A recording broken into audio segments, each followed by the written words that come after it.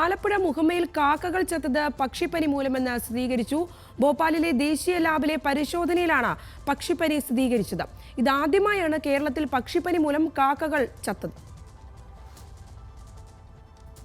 ആലപ്പുഴ ജില്ലയിൽ ഈ വർഷം ആദ്യം പക്ഷിപ്പനി റിപ്പോർട്ട് ചെയ്തത് ഏപ്രിൽ മാസത്തിൽ എടത്വയിലാണ്.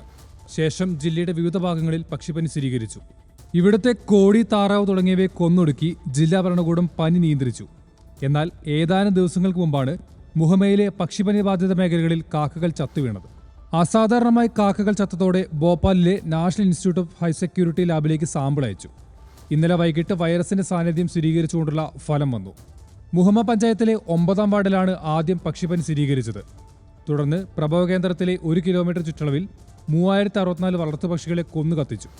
ഇതിന് പിന്നാലെയാണ് മുഹമ്മ പഞ്ചായത്ത് 4-ാം വാർഡിൽ കാക്കകൾ ചത്തുവീണത്. ജാഗ്രത പുലർത്തണമെന്നും ആശങ്കപ്പെടേണ്ടതില്ലെന്നും ജില്ലാ ഭരണകൂടം അറിയിച്ചു. ന്യൂസ് മലയാളം, ആലപ്പുഴ.